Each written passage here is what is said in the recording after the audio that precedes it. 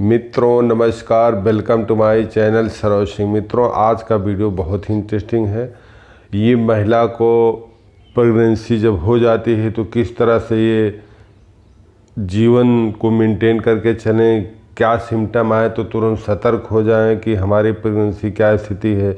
अब बच्चे में हार्ट बीट नहीं आई है या इसके प्रकाशन कैसे, किस तरह से बचें, किस तरह से हमारी प्रेगनेंसी अच्छी हुई, सारी जानकारी इस वीडियो में दूंगा। आज का वीडियो बहुत ही इंटरेस्टिंग है मित्रों, तो हमारे वीडियो के एक लाइक ज़रूर दे देना, नए हैं तो सब्सक्राइब ज़रूर कर देना।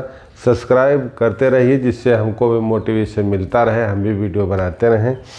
तो मित्रों, आपको बता दूं कि महिलाएं जब गर्भधारण कर लेती हैं तो उनको अनुभव ही नहीं रहता है कि मिसकैरेज किस तरह से होता है, कैसे हो जाता है।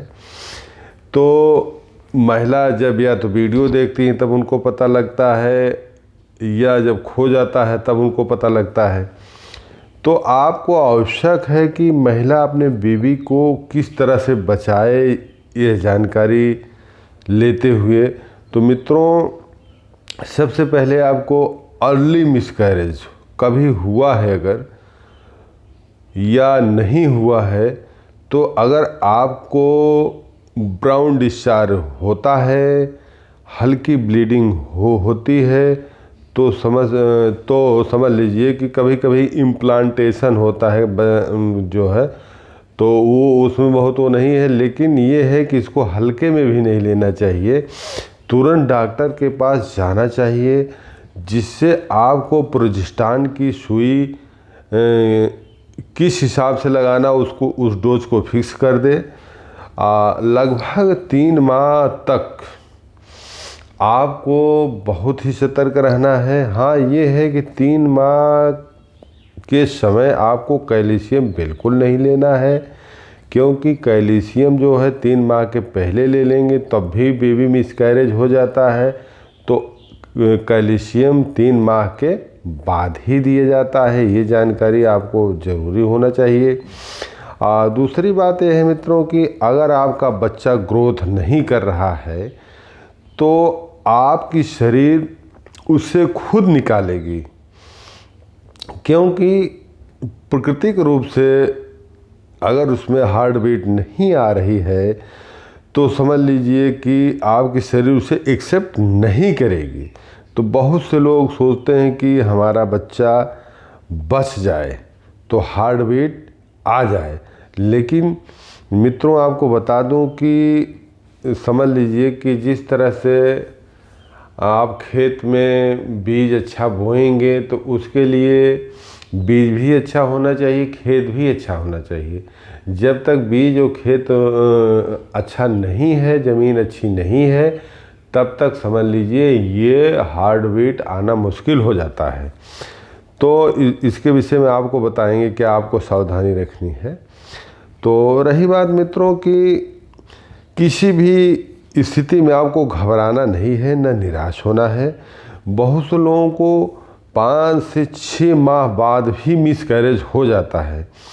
आप बच्चे का अगर मूवमेंट नहीं किया तब आप सतर्क हो जाइए कि हमारा बच्चा मूवमेंट क्यों नहीं कर रहा है। तो फिर भी जब मिसकैरेज नहीं मूवमेंट नहीं कर रहा है तब ज़्यादा मिसकैरेज के चांस हो सकते हैं। तो जो भ्रूण आपका तैयार हुआ है, अगर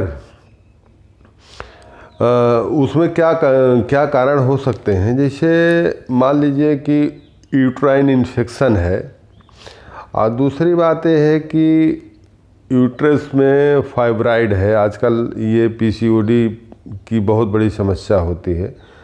अगला कारण है मित्रों कि प्लेसेंटा जो है बच्चे के नज़दीक नहीं रहता है, प्लेसेंटा को दूर रहता है, तब भी ये दिक्कत आ जाता है, नॉर्मल रहता है। अगला कारण है मित्रों फाइब्रोइड लाइनिंग। तो ये लाइनिंग इंडोमेट्रियम लाइन के विषय में कहा गया है कि कम से कम यूट्रस में 8 से लेकर 14 के बीच में वो जो पतली लाइनिंग होती है जिससे बच्चे को ब्लड मिलता है, होना चाहिए। अगर पतली लाइन है तब इसको मिसकैरेज होने के चांस ज़्यादा रहते हैं।